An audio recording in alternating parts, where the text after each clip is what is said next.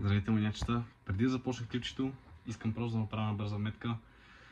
По идея, аз това ще го кажа в следващия клип, това не трябваше да бъде снимано и да става клипче, но просто защо решихме да го снимаме? Защото, както виждате, нямаме определен обособено място за работа.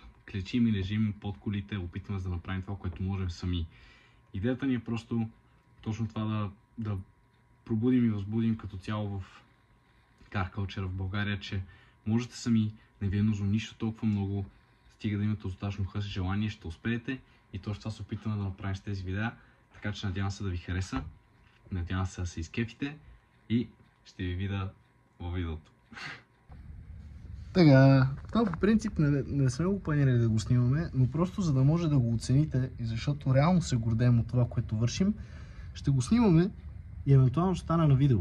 Сега, тези, които ни следват в Instagram, знаят, че вчера на селиката и сложихме Underglow отпред и отзад. Днесната задача е, понеже сме готини, да срежем това, което вчера направихме, което е това трасе, то минава до отпред, и да сложим и страничните, за да има 4 страни Underglow и да стане мега теговата кола, брат.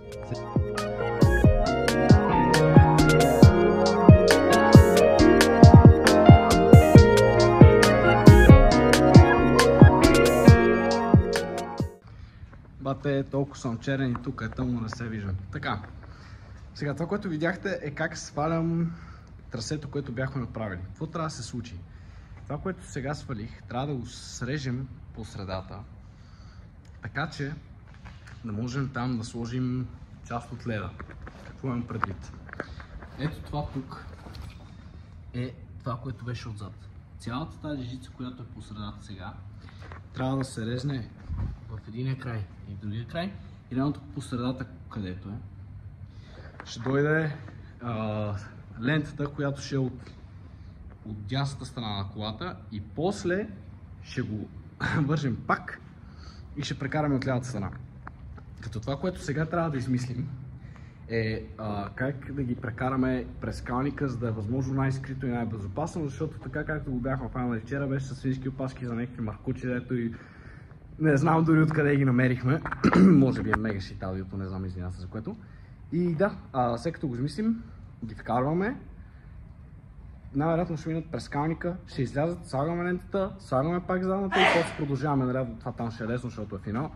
И ето това е, бачкаме. Сега само да ви покажа. Значи, тук има едно жило, което е за това за капак. Сега то в момента не се вижда, но то фар го нямаше, но влиза в калник. И ние реално сме изкарали, то вътре има едно контролерче. Ето този кабеляк, който все още не е довършен, но и него ще го вкараме. Тук е ресивър. И той влиза през краката, по пътя на жилото, през калника и влиза тук, където е вързан към фаровете и съответно така свети Underglow. Така че, доста добре направено. Сега е тук малко ще се поровичкам, да видя как може тук отдолу, където е стрипа, да влезе в самия калник, да мине и така и после от тази страна да излезе пак и като излезе пак, там ще сложим леда и ще го довършим. Това е идеята. Така, сега. Също няма смисъл.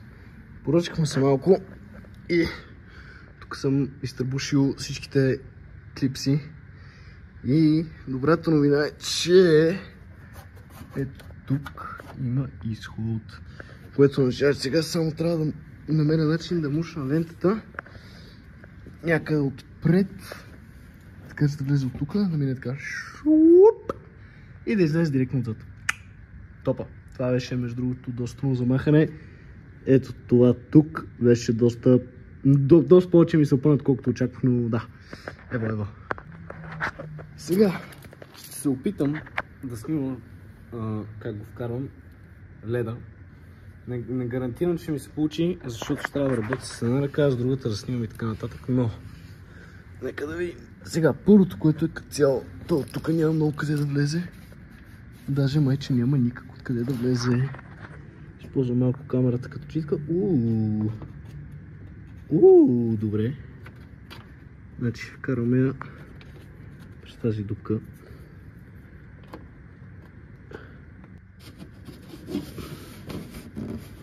Опа! Така, фанах го. Сега. Хоп нагоре по трасето.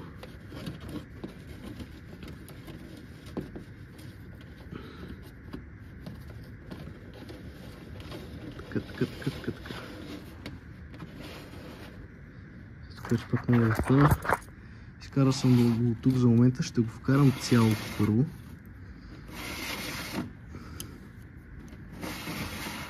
Така.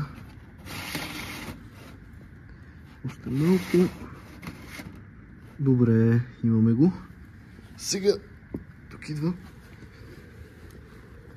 по идея по-лесната част. Само да оправя кабеляка тук, който е бая. Сега, как ще го направим?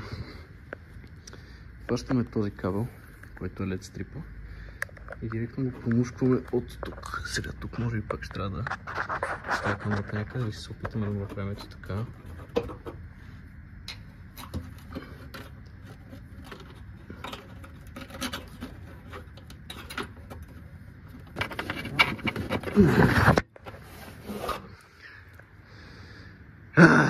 Добре, сега ще спанахте идеята, ще го прокараме и после пак снимам.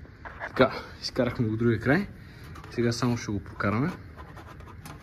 Давай, дърпай. И като почне да посвършва, е така ще го набутам само вътре в камъника и ще е топа. Дале, стой.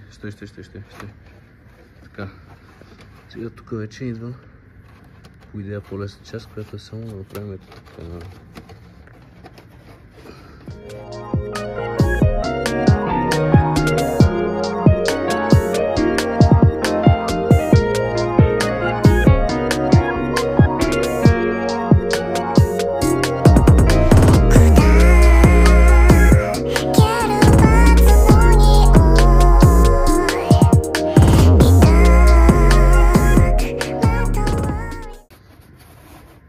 Фанахте идеята.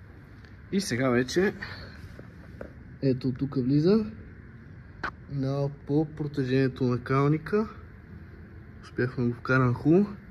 Върнах клипсите и излиза тук отдолу. И сега вече го работим там. Така че топ изпълнение. Обясни малко на хората как точно го правим.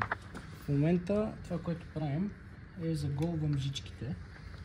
Съответно аз знам всяка за кое е. И след това, респективно, като малко съм си шорткътнал, защото тук има 4 позиции. Захранване, зелено, червено и синьо. Аз зелено няма да ползвам, затова единственото място, на което свети зеленото, е отпред. Изи. Да, сега идете да оголим тия жици, да ги запоим за стрипа. Прокарваме го и реално това е цялата схема с самото такова, с самите жици. Прокарваме го отдолу, после отзад и от другата страна и сме готови. Само малко от процеса на самото запояване. Така. Това, което в момента правя е, тук първата жичка я запоих. Там не можехте да го видите, но тези в момента не са пригодни директно за запояване. Съответно, тук имаме една магическа смес, която... Магическа смес е и тук и това, оранжевкото, което се забравям как се казва. Но идеята е, че като ги потопя и ги намокри с това нещо, аз го разтопявам. След това взимам от тинола или калай, зависи, не съм сигурен това какво е. Разтопявам го върху жичката. Само секунда, че ми е далечко. Така.